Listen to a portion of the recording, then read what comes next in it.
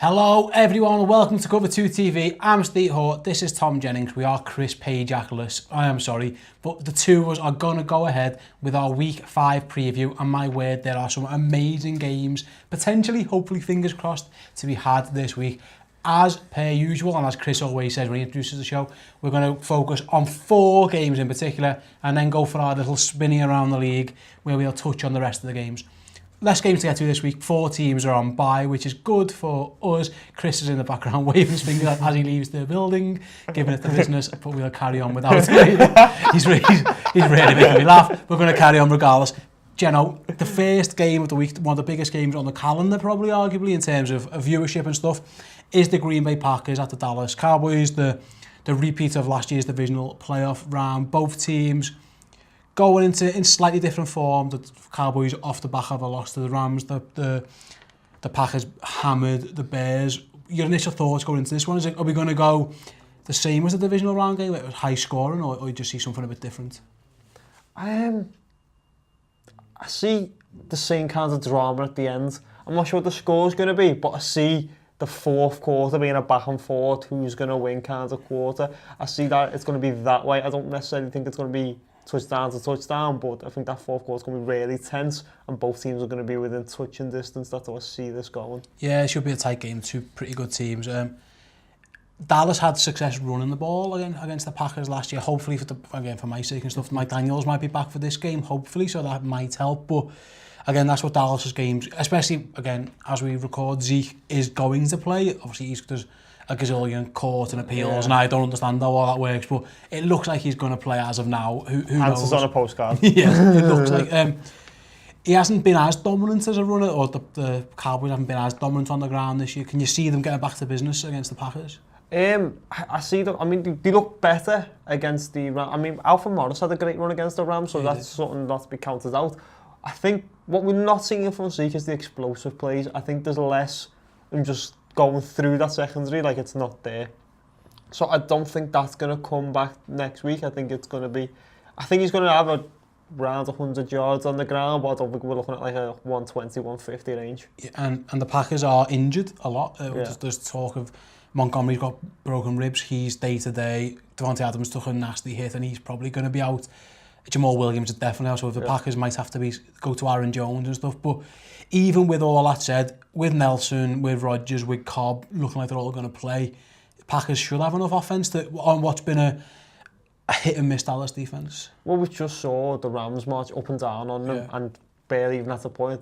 And as I always say with the Green Bay Packers, they go as Jordy Nelson goes. And Jordy Nelson's back to being, not his best, but back to looking like a great wide receiver. And that's why he's just trusted to get that back shoulder throw. We're going to see that a lot. And we always know that's where he's going to in crunch time. So I think even with the Adams injury, which I don't want to downplay because it's a serious injury, I think the offense is going to be fine because when Nelson's there, he still has his go-to guy. Who have you gone for? I've gone for the Packers. Yeah, I've gone for the Packers as well. Just let you know, Chris hasn't made his picture. He's left. He's got a family and stuff he needs to play with, and fair play to him. If you go to @Cover2TV on Twitter over the next day or two, we'll post Chris's picks there. So he can't be cheating on the pick'em competition that you guys all know are very keenly interested in. Our mate Harshal is desperate to keep Chris at bay, so we'll put Chris's pick on the Twitter account next week. Me and Steve are fighting for 10th. Yeah, we're very much the 7-9 New Orleans Saints. We're in that range. The next game I want to speak to then, Jenno, is the Jacksonville Jaguars going to Pittsburgh to play the Steelers. And now, I'm not sure there's been a more Jekyll and Hyde team in the league than the Jacksonville Jaguars so far. So they absolutely destroyed the Houston Texans. They absolutely destroyed the Tennessee Titans. No, don't play the Titans. They absolutely destroyed Ravens. They got the Ravens, and then they got destroyed by the Jets. Sorry, as well. They got beat by the Jets. It's been very. It's just been, up and down, up and down. Chris mentioned the Vikings roller coaster on the last show. The Jacksonville fans are very much in the same boat. How do you see things going in Pittsburgh? Are we going to see good Jacksonville or bad Jacksonville? I think we're going to see good Jacksonville for the half. For the first half, I think we're going to see good Jacksonville, but I think bad Jacksonville is going to show for the second half because by then Blake Bortles will have thrown. I think they're going to be behind. When they go behind and they have to stop giving it to Leonard Fournette every play, that's when Blake Bortles has to then be a factor. And I think that Steelers defense is really emerging. It's looking really. I think it was a making the leap candidate for the around the league, and it's starting to become that like top tier defense that we usually associate with the Steelers. And then when that happens, when Le'Veon Bell starts to have a day, that's when we're going to see the mistakes happen. That's when we're going to see them get blown out in the second half. Yeah, and it's interesting because the Steelers gave up a lot of yards to the Bears, although it was on the road, to be fair. And I think that the slow field of Chicago didn't help the Steelers' defence. You know, they're a speed-based defence, but they have been run on a fair bit this season. So I imagine that Jacksonville will be hanging the hat on that Fournette might be able to have himself a day. And like you said, build their game plan, which is run the ball, hide Blake Bortles to an extent and rely on the defence. In theory, that's going to be the game plan once again. It's always the game plan, but this is not the Steelers going away from home, where they're garbage. This is the Steelers at home, where they're very good, and that's how they get to the playoffs, by being so dominant at home. So I don't see how it's going to work, but then I'm saying it's not going to work, so it is. Yeah, maybe. And so, you know, you got Leonard Fournette, your fantasy team, go start Blake Bortles. take the Jacksonville with the points. I'm just thinking, final question before we move on, is that we saw Bilal Powell run all over Jacksonville, which is a surprise because Jacksonville's defence has been good. That could make you a bit wary of another big Le'Veon Bell game after finally he had the game that we thought he was going to have. All season he had that against the Ravens. He could be going back to back against another pretty good defence. Yeah, I think he's going to run all over them. I think we've just been waiting for Lev Bell to become Lev Bell again. When Lev Bell's Lev Bell, I think he's going to... It's not even just running all over them. It's the short catches where he just takes them for the yards after catch. It's going to be... I reckon he will have a 150-yard game, something like that. I think he's going to be brilliant in this game. So we're both going Steelers. Minus 2 yards. Yeah, injured in the first half. We're both going Steelers then. It's we're lockstep, and I'm looking at your sheet here and we're lockstep in this. So maybe surprisingly so. The only undefeated team in the whole league are the Kansas City Chiefs at 4-0, which in itself is a reflection of how mad this season has been already. There's only one team left. They are travelling to a rejuvenated Houston Texans, who have just absolutely took the Tennessee Titans to the woodshed and give them an absolute spanking, and they now welcome arguably the best team in the league after 4 weeks into their building. How do you see this one going, Jenno? Well, again, we've been talking about how fun Kansas City Chiefs offense is. Now they are probably the best team, and they're emerging as the real contender from the AFC. Like it's not going to be coming through Gillette, as we like to say. It's going to be coming through Arrowhead. That's what's been established so far, and they've got a nice fun offense. Got a really good defense. The defense isn't, I don't think, getting enough credit for how good they are. And we've got this Texans team that, you know, we've been talking about Super Bowl windows, and we've been talking about how it's close to closing theirs, but right now, this next 2 years, they've really got a chance. I think Deshaun Watson's quickly becoming a star, so it's going to be a good competitive game. How do you see it go?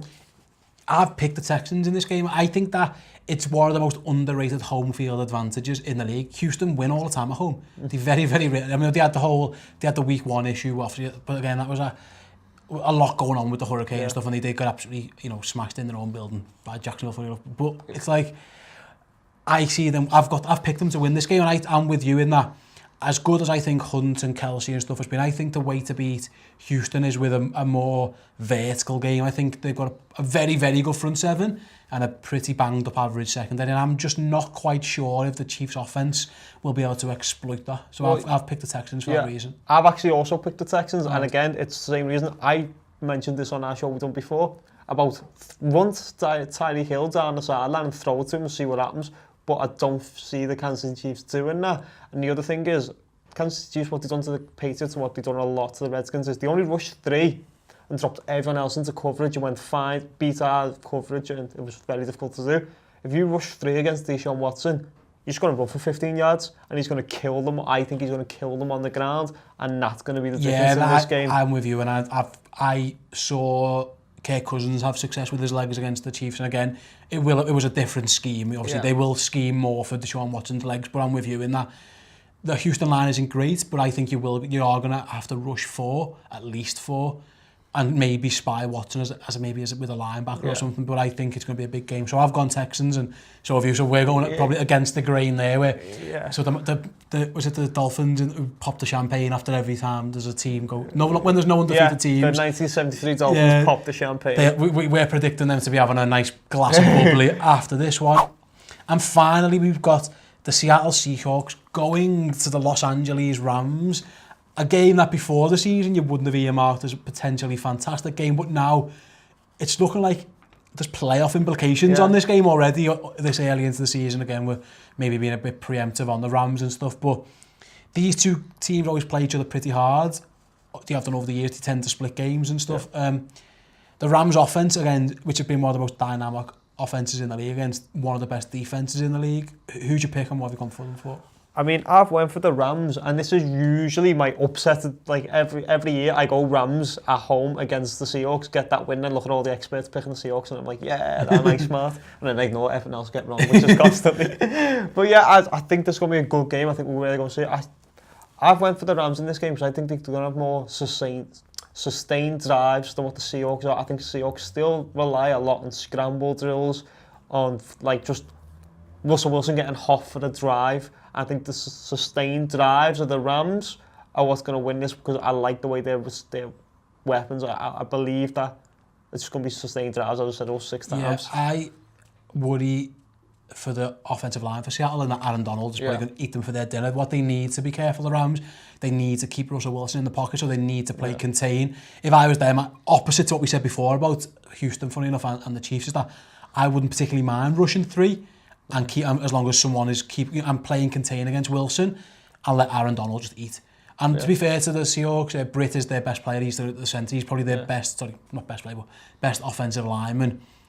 But if they can move Aaron Donald around, get him go and get the other pass rushers going, Robert Quinn and stuff, I think it could be a long day for Russell Wilson. And I too have picked the Rams, which again, we're in lockstep here. We're for fun. Don't worry, I've looked at the rest of them. We started arguing. That worries me because you've been pretty used to this. But I think the Rams are going to score plenty. Maybe it might be plenty of field goals, it was against Dallas. You might be getting plenty of threes because like the leg.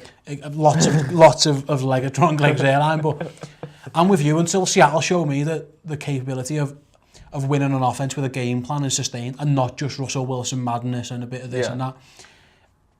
Who knows? I mean, the running game's an issue. They lost Chris Carson, which is a huge blow for them, I think. The rookie, so it's Eddie Lacy and the young kid, whose name I forgot at the minute. But I don't know. I've gone the Rams. I'm pretty confident, which again worries me. And sorry, Seattle fans. I'm always wrong anyway, so you'll be fine. So that's our 4 games. So we're going to quickly spin around the league. There you go, Jenno. You get going. Yeah. The first game we've got the Buffalo Bills going to the Cincinnati Bengals. The Bills have been very impressive on defense. The Cincinnati offense has been more improved in the last 2 weeks after being an absolute dumpster fire for the first couple of weeks. Can Andy Dalton do anything against this Buffalo defense? Would you predict him to do so? I predict them to do so because I went for the Bengals win, which again, it was one that I was a 50-50 because I'm still not buying into the Bills. I still look at teams last season who had good records and didn't do nothing like the Eagles or the Vikings. The Vikings, they started off here. I'm still not buying into the Bills. I don't think what they're doing is sustainable. And I think the Bengals, I know it was the Browns and they're garbage, but I do think the Bengals do have talent. I do see talent in AJ Green. I think that the run game might get stopped, but I just think Eifert and Green might just be able to give them enough. And Gerald McCoy, what's the nose tackle called? Geno Atkins. Geno Atkins, I think, is going to destroy the run game of the Buffalo Bills. I think that's where it's going to be won, because I think they're going to be able to stop their run game. Yeah, and Carl Lawson was good against the Packers. He was very, very good. I've gone for Bills, and I think it is sustainable. I think it's going to be... I don't buy Andy Dalton, I'm sorry. I know Chris on the last show, he's a pretty good quarterback, and I can't. You might go back and I'm like, is he really? I'm not sure, but the Bills defense stopped Matt Ryan-led Atlanta offense pretty much. They do create turnovers, they're fundamentally sound, and what I've noticed about Andy Dalton is fundamentally sound defenses who don't make mistakes, he tends to struggle against, in that he'll pick you apart if you make a mistake. He'll do that, and he tends to do okay. He'll spot a blown coverage or he'll spot a mismatch, but the Bills are so well coached. I think they're gonna win, and I think it might be a healthy dose of Shady McCoy. We'll see a lot of McCoy, a lot of Charles Clay, because that's their game plan. But I've gone for the Bills, so there's one difference. The next game then, before the season, many were predicting this to be the 0-4 Jets against the 0-4 Cleveland Browns. Now, one of those things is true. It's the 0-4 Cleveland Browns, but it's the 2-2 New York Jets, the pride of New York. The Jets going on the road, looking for back-to-back wins. Do you think they're going to do it? Yeah, and the mad thing is at the start of the season, I was looking at this game thinking the Browns are going to win this, and it's going to be the Jets. We're going to be terrible. But no, looks like the Jets going to have a winning record of 3-2, which is just madness when I think about where they are and what they've deliberately tried to do. It's very Jetsy to win games when you're not trying to win games. The most Jets thing ever. They're winning games and they don't want to win games. But yeah, I think they are. I think the Browns are garbage. I think Hugh Jackson's going to get fired at the end of the season. It's not good enough. You have to show something. There has to be something in your team that you can put your hat on and say, look, this is emerging. Either this offensive line or this deal or the second. This is what we're building. Everywhere's just garbage, and I can't see them doing anything, even against the Jets. Yeah, I picked the Jets as well for that reason. I think Josh McCown will just manage the game well. He's got some decent, not stud weapons, but he's thrown to. I think Anderson's emerged recently, and it's Curse and Kelly, sorry, and Stewart. Not brilliant players, but they're doing enough. And then obviously they are Bilal Powell. A lot of Bilal Powell actually, a lot of Bilal Powell, I think we'll say, and then. I like the showing cards going out to college, but they're not doing anything on offense. They're not scoring enough points. They're not really sustaining anything. And the Jets' defense has been pretty good for the last few weeks. They caused Blake Bortles a lot of problems, and again, Blake Bortles. And Kaiser's not good in the red zone. Yeah, when it all comes tight and he doesn't know what he makes bad decisions. Yeah, so I think more heartache. Sorry, Cleveland fans, but you know what? You're probably used to it by now. These words don't mean this is. We're not telling you stuff you don't know. This is kind of your life at the minute. Hopefully, it changes around. A potential game that we could have talked about in the top 4, actually, because this looks a very good game. We've got the Carolina Panthers, fresh after beating the New England Patriots, going to Detroit to face the Lions, who, in a bit of a messy game, but they managed to beat the Vikings on the road, albeit an injury-ridden Vikings, sorry. I've picked the Panthers. I don't know what you've gone for. I've gone for the Lions. I think what we're going to see in this game is we've already established that the Patriots defense is garbage and Carolina destroyed it. I think we're going to see now, is Carolina's offense being fixed against the Detroit by playing the Detroit Lions, or was it just that Patriots with that garbage they make anyone look like a superstar? I think that's what we're going to see in this game. But I always have this sneaky little rooting for the Lions. I think they're just one of those franchises which I just feel sorry for. But there's always something about them. I love watching Matthew Stafford play. And I've just got a feeling that Matthew Stafford, I predict this every week, and Matthew Stafford for fourth quarter comeback. It happens more often than not. I've picked the Panthers and I've done it for, I liked what I saw. And I know what you're saying, it was against the poor defence, and the Lions have been a much better defence than I thought they were going to be. Answer and Slay have all picked up Glover Quinn. They've all looked good players. They had a decent game against the Vikings, but I think now that Cam is being Cam and he's running the ball, he's on the move a bit more. McCaffrey got into the game a bit against the Patriots. He wasn't amazing, but he got a lot of touches, or they were trying to feed him. Jonathan Stewart done okay. I think they looked more balanced. And I'm again, when Cam runs, he's a top 10 quarterback. When he doesn't run and they're trying to hide him or make him a throw, he's not a good quarterback. Yeah. But if they're going to get him on the move and get him moving about and design runs and that offense, I think they're going to play well. And the Vikings defense did really well against the Lions. They scored off 2 short fields, pretty much with fumbles. I think the Panthers defense is better or as good as the Vikings defense so I think they might cause problems to Matt Stafford as well. So I've gone Panthers on the road. Yeah, I think the main other reason I went for the Lions is the home field advantage. Yeah, absolutely. That's the main thing. That was the main thing that swung it for me. Yeah, it could be a toss-up either way. A less exciting game, sorry, fans of the San Francisco 49ers and the Indianapolis Colts. I was tempted to pick the Niners on the road for the upset, but I haven't watched them just have an absolute field goal fest against a pretty average Arizona team. I've gone for the Colts, but I'll be honest, this could be anything. I'm not sure. I picked the Colts. I've just went Jacoby Brissett, I think, can do enough to win this game over Brian Hoyer, and that's what it was down to. It was like, which Patriots former backup poor QB is going to beat the other Patriot? You know what I mean? And it's like, I mean, it could be a sneaky good game, like it was with the Rams versus 49ers the other week, and that was quite exciting. Yeah.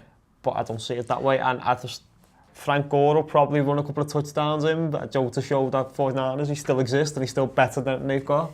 Yeah, maybe. Not Carlos Hyde, but outside of Carlos Hyde. There was talk that Andrew Luck's back in practice, but I don't think he's going to feature in this game. There's no point risking him just at this stage. I've gone for the Colts at home as well. Just big playability. I don't think the Rams... other than that Rams game, I'm not sure the 49ers have got any real big playability. Not much explosiveness on the offense where the likes of Hilton and Moncrief, there's just a little bit more spark, and at home I've picked them. very quickly we'll touch on the Thursday night game, because again, by the time a lot of these viewers are watching this, they'll be able to tell out if we're idiots or not. But I have gone for, I think it's an upset. I've gone for the Bucks at home over your New England Patriots. And my reasoning very, very quickly, and I might look like an idiot, and I'm sorry by the time you're watching this, if you're watching on Friday, but until I see the defence of the New England Patriots stop somebody, I'm going to pick any team with a resemblance of an offence to beat them. So that's why I've gone for the Bucks. Well, the Bucks have got an excellent tight end core, so, you know, picking a team who's got no linebackers seems very good. I'm picking the Patriots because I'm a Patriots fan. That's what I do, and I'll always pick the Patriots. Even if we were 0-15, I'd still pick the Patriots. It's very biased. I think Doug Martin's back as well, so that could be interesting. Doug Martin, it's either this week or next week. I'm not totally sure which one. There's a running game for them to be had. Yeah. Again, against a team with no linebackers and stuff, it's there. So. But DeAndre Howard did play the last series against the Panthers, and also got a sack of the quarterback. So when he comes back, the Patriots defense will massively improve very quickly. Hopefully for your sake. Yeah, hopefully it does for your sake, not much for my sake. I quite enjoy watching them lose at the minute. So early in the pre-season, people might remember me and Jenno decided that if we asked who will win the NFC East, and we said the New York Giants, and who will win the AFC West, and we both said the LA Chargers. They're a combined 0-8. The good news is they can't both lose. Someone's going to win unless it's a tie, and I wouldn't be surprised if it's a tie. But two teams who are having either horrendous seasons, horrendous luck, horrendous coaching, a combination of all of the above. I've gone for the Giants at home just because I saw a little bit of spark against the Bucks, or again, they cocked it up. And I think it's going to be a close game, and I think it would be negligent to pick the Chargers in a close game, so I've gone Giants at home. I still haven't picked anyone. I've still got this just with nothing on it, and I'm just still trying to wake up my head, because I keep picking the Chargers to win games because they're not that bad. They're not going to go 0-16. They're going to win a game. And the more I think about it, the more I want to pick them. I'm not going to. I'm going to go with the Giants because I just think at least there's some consistency with the Giants. We know that if Odell Beckham can get free, he can get them a few touchdowns. I don't know what the Chargers' offense is outside of the random 50-yard pass here and there. And as you say, close game, Chargers charger it. So I'm going to say Giants by a missed field goal. That would be so Chargers. The next one, then we've got the Arizona Cardinals travelling to Philadelphia to take on the Eagles, fresh off a very, very good win, wasn't it? They played really, really well. The Cardinals won. Yeah. Not so much played well, but they won. They got that win that they desperately needed. I watched that Cardinals game in depth for the review show, and the 49ers defense were just all over Carson Palmer. They were just beating, tackles and guards for fun, and I've gone for the Eagles because I think it's going to be the same again. I think the Eagles are going to absolutely be hitting Carson Palmer all day, and that spells trouble and bad news. We basically, what's happened to the Cardinals is their offense was built around David Johnson. It was such David Johnson heavy because he's an incredible player. Well, this is what happens when you build your offense around one player and he gets injured, because this is what happens in the NFL. Players get injured a lot, and outside of quarterbacks, you should never really build around one player. I think we've seen that, and that's why I'm picking the Eagles. I can't see anything past that. I think this Cardinals team isn't that good. I think they're very talent poor, and that's why we discussed earlier this season about their Super Bowl window already being closed. Yeah, I think defensively they've been okay. They've been pretty good. Patrick Peterson's having a really good season, for example. But the other side, the offense isn't great, and I say the lines. And I've gone for the even the other side of Peterson's not very good. Oh, sorry, he's not the best. I've been impressed with Carson Wentz. They got the running game going last week with Smallwood and Blunt. So I think I've had to go for the Eagles at home. Next up, then the Baltimore Ravens travel to Oakland to face Derek Carr's. We think it's going to be the Derek Carr-less Oakland. It looks like it is. The guy's got a broken back. I'd be surprised if he's going to play this week. It might not be the worst game for him to miss. Home to the Ravens. I've gone Oakland still, but I'd never like taking a team with a backup quarterback. I don't take teams with backup quarterbacks, and I've went the Ravens for that reason. If there's no Derek Carr, and we've seen their offense struggling to move the ball with Derek Carr in, and I've seen enough EJ Manuel to know I don't trust him to do anything. It would be a decent time to have a bounce back game for the Ravens to make sure that they're still relevant, and maybe you get like the running game maybe does something, because the defense of the Raiders isn't good enough, I don't think, to win a game on its own. Yeah, so I'm with you. It's a hard one to go for. it could be Baltimore. I might change my mind, but I've gone for Oakland 4 I even started highlighting the Raiders and they changed my mind. It's a tough one. I mean, the issue is the Baltimore offense just makes me vomit, and I'm never going to want to watch or cheer for it to win. And I like cheering for me picks, and I just can't cheer for that absolute. I like picking teams that I don't want to win. And then reverse jinx. Yeah. See, I support my picks, and I just can't support that Baltimore offense because it makes me want to vomit. I always love picking the Cowboys to win and then watch them get beat. I want to vomit when I watch that horrendous line play. The Tennessee Titans are going on the road. Miami Dolphins playing their first official home game of the season. Obviously, they had issues and they've been to London. They got the bye week and stuff. Marcus Mariota, as we speak, is day to day. It could be Matt Castle, which no one wants to see, but I've picked the Titans, presuming Castle isn't playing and Mariota is. If Castle plays, I might change. I might change my mind on the Pick'em show, and I'll do it in advance. Don't get me wrong. I'll change the little. I'll click the little button across. But the Miami Dolphins offense has been absolutely horrendous for 2 weeks now. It hasn't moved the ball, hasn't scored any points. Titans have the roller coaster we spoke about. They've been thoroughly handed their asses a couple of times, but they've also won good games. In the first game they lost, they were in that game. I wouldn't say they were handed their asses by Oakland. I've went for... They were handed their asses by Deshaun Watson. They were smack. Well, I predicted that one, so I'm quite happy. But I'm going to go for Titans, because I think they've got a good run game, and it is with Mariota plays, though. If Matt Castle's playing, then I'm going to go to Dolphins. I'm going to pick 0-0. We're going to have a tie, I think. 0-0 tie, yeah. It's just, I hope, I really, again, I want to see the offense in Miami do something, because I thought it was a good move for Jay Cutler, and I thought... Yeah, maybe Jay Cutler should go to the booth, maybe. I mean, I still think Ryan Tannehill was garbage, and I still think they did the exact same with Ryan Tannehill in there. But Jay Did you Cutler, see that? I'm not sure if you've seen the picture, the clip of when they ran the Wildcat, and they put Jay Cutler out on the wing, and he just stands there like he's got no inclination of moving. He doesn't even try and sell it. He's just standing there like going, "Oh my god, this is just the worst." Yeah, can I just make 1 point in the defense? Because this is 2 weeks now where I've seen Jay Cutler plays, and like people going, "Oh, look at this Hail Mary that went out of bounds."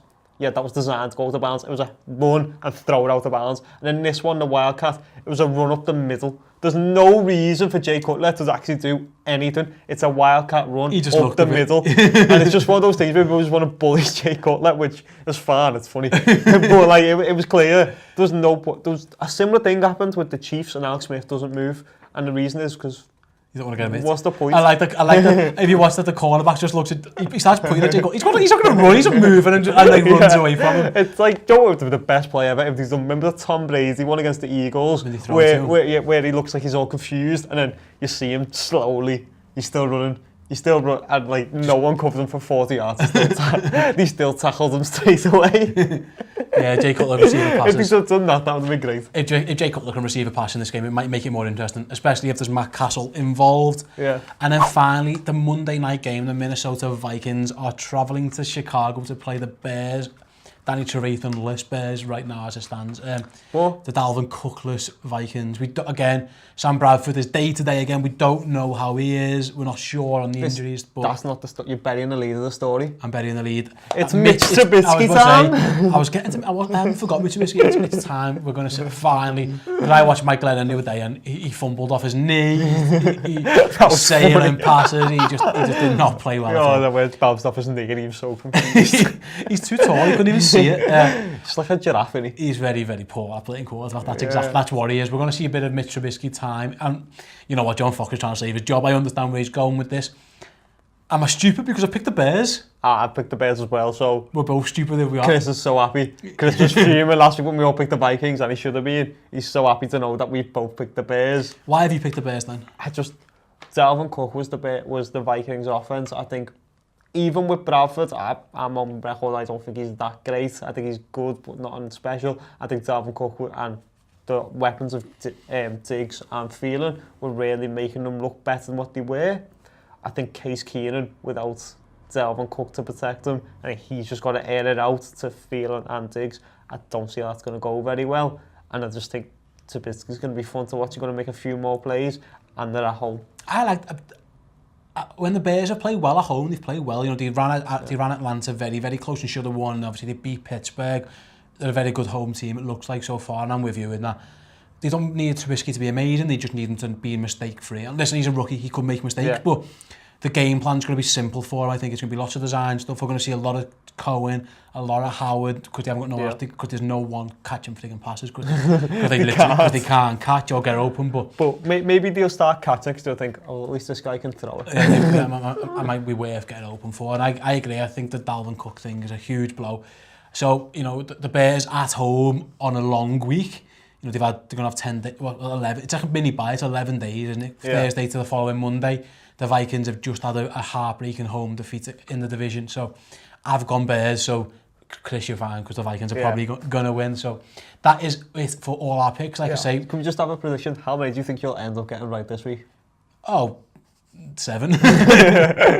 I think I've got a 9 and 7 week coming on, I think. Well, you need to do a bit more maths because there's only 14 games. So is there? Yeah. Oh, I haven't counted the games. So, yeah. I just got my result last week, so we before. 9 and 5 for Jenno. No chance. I was going to say, you're feeling your own there, mate. We're not very good at picking games. We're good. The review shows better, I promise. Yeah. We know what we're talking about there. Especially when I'm talking about the Patriots, then I know everything. Yeah. So, like I say, guys, thank you very much for watching the show. Like I say, go to @Cover2TV if you want to see Chris's picks, and Chris is winning the pick'em. So if you're having a little flutter, it might be worth following what he thinks is going to happen. While you're here, please give this video a thumbs up. It really helps us. It also helps if you comment on the show and if you subscribe to the channel. Again, it helps us to help you guys, and that's all we're here for at the end of the day. Other than that, I'm going to sign off. So I've been Ste Hall, he's been Tom Jennings, that's been Cover2TV, and we'll be back next week where we're reviewing the games we've just talked about. Until then, we'll see you all soon. Ta-ra.